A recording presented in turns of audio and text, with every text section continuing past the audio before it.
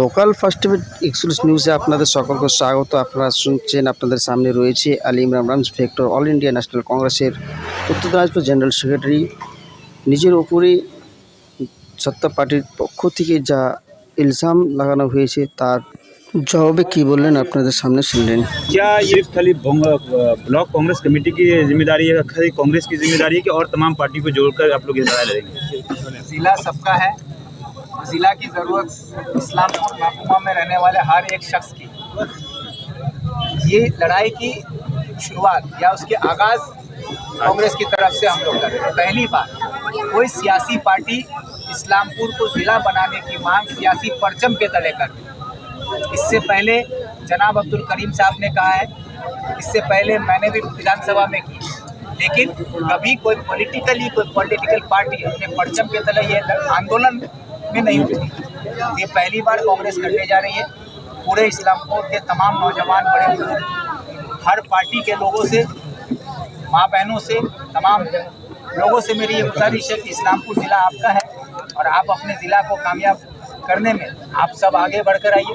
अगर आपको कांग्रेस के झंडे तले आने में एतराज़ है, आप अपना झंडा लेके इस्लामपुर का नारा दीजिए ना, कोई मना नहीं करता है आपको। जो सत्तारूढ़ पार्टी है उसके लोग कह रहे हैं कि ज़िला को लेकर इससे पहले भी जब आप NBDD यानी नॉर्थ बंगाल डेवलपमेंट जो मिनिस्टर है वहाँ पे आप एक मेमोरेंडम दिए थे, तो उनका ये कहना था कि क्या एक मिनिस्टर जिला बना सकता है जो वहाँ मेमोरेंडम ऐसा कर रहे हैं विक्टर साहब के लोगों को अपने मुद्दे से भटकाने का काम कर रहे हैं।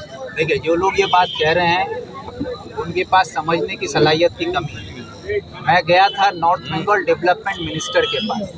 उदयन वो जो हैं वो पूरे उत्तर बंगाल के मंत्री, उनके पास जाकर, क्योंकि मैं गया था क्योंकि इस्लामपुर भी उत्तर बंगाल में आता है और उनके जुरिडिक्शन के अंदर है, और उसमें इस्लामपुर की जो परेशानी है, इस्लामपुर को ज़िला के बनाया जाए, ये परेशानी हम उनके थ्रू सरकार में बैठी चीफ मिनिस्टर के पास भेजे, वो इसलिए गए।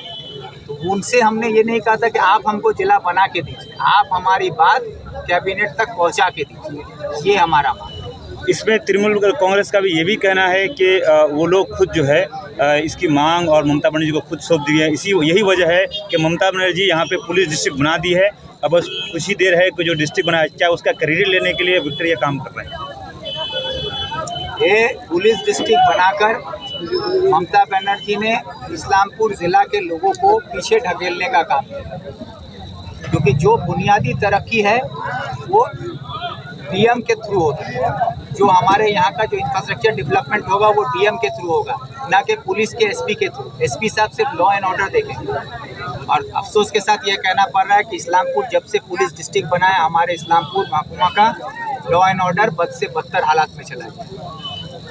तो इसलिए पुलिस डिस्ट्रिक्ट बनाकर जो लोगों पर कोई बहुत बड़ा एहसान किए ममता बनर्जी नहीं, बल्कि पुलिस डिस्ट्रिक्ट बनाकर ममता बनर्जी ने खुद पर एहसान किया है, लोगों को गुमराह करके सरकारी खजाने को बचाने का या उसको गलत इस्तेमाल करने का। उससे वो करशियम कालिंगपोंग में क्या एक ब्लॉक है, एक ब्लॉक को आप डिस्ट्रिक्ट बना सकती हैं। और इस्लामपुर सब डिवीज़न जो कि माइग्रेट होकर आया 1956 में, उसको डिस्ट्रिक्ट क्यों नहीं बनाया जा रहा, जबकि सबसे बड़ी तादाद यहाँ पर माइनॉरिटी की है, तो ये डिस्ट्रिक्ट को क्यों नहीं बन सकता?